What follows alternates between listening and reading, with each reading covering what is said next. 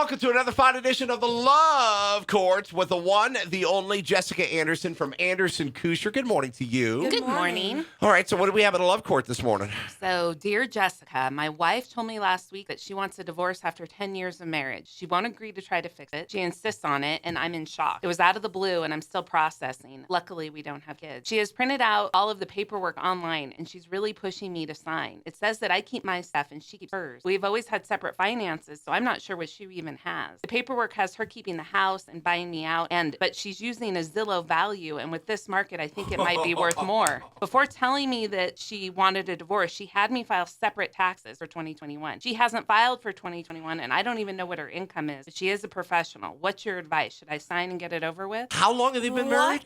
10 years. Oh. 10 years. Like they really don't know each other. Well, 10 years, no kids. They've always had separate finances, which I've noticed, in the last decade or so, a lot of people are doing this. It used to be everybody, had joint finances, but I have a lot of divorces now where people are totally separate. But the thing about that is you don't know anything about what's going on with the other side's financials. Lisa and I talk all the time about expenses and what's going in, what's going on. Yeah. I mean, she has her own bank account. I have my own bank account too. But we share a lot of stuff jointly. But we always know what's going on. Right. But if you don't see statements, right, you don't really know what's in their account, right? So if you've been married for 10 years and one is a saver and one isn't, right, that other spouse may have a bunch of money in their account that is technically half yours because we're a community property Correct. state. And so You've been married for 10 years. yeah, That's if crazy. she's pushing him to sign and she doesn't know if she's pushing him to sign and he doesn't know what she has, then I would say, you don't have to sign anything right away. I'm not saying that you have to engage in litigation. I'm not saying you have to have the big, long, drawn-out divorce, but at least ask for bank statements. At least get a balance sheet going so that it's fair. Because what if you were putting, a lot of community expenses on your credit card, your separate credit card, and now you're taking it, right? And she doesn't have to share in it. And the thing about the taxes, that is weird. He filed and she didn't. That's shady. That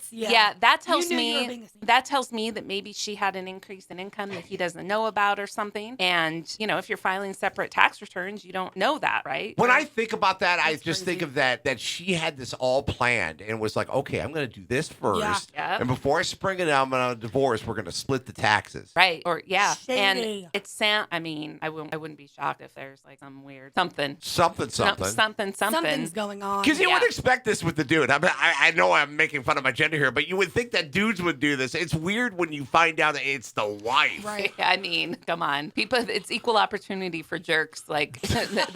I've seen it. Men, Anyone women, can do it. anybody can be a jerk. Let me ask you this, because you brought up an interesting point, because she went for the online divorce. Mm-hmm. What's your take as a divorce attorney with these online quickie divorces? So with the way she wants to do it, so it's not an online divorce. What I think he's talking about is she just went on the Washoe Court's website and just printed out the self-help forms for a joint petition for summary divorce, right? So if you have a simple divorce, those forms are fine. And, you just follow the instructions and file it. You don't have to have a lawyer. But they've been married for 10 years and it sounds like they have some assets. So and some baggage. yeah. And so, doing those forms are great if you don't have a lot of stuff and you don't have kids and, and you're just going to get divorced and there's not going to be any money changing hands. But as, the more complicated your finances are, the less useful those forms are because it just doesn't cover everything. And so they it's better wouldn't- to have a lawyer. They wouldn't be able to do that if they had kids, right? No, you can still do it. Okay. You can still do it if you have kids. Yeah, you can. I mean, again, I've said this many times. Not on this heavily show. advised. Yeah, Yeah. a lot of my practice is kind of cleaning up the mess that people have,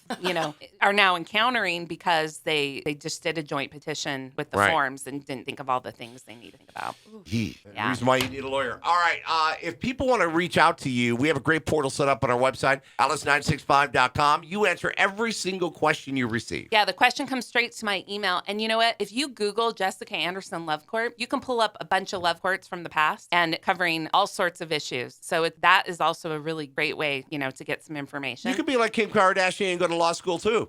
Yeah. Jessica Anderson's Law School, Love Court. All right, very cool. And also, too, if people want to reach out to you for a consultation. 775-823-0049.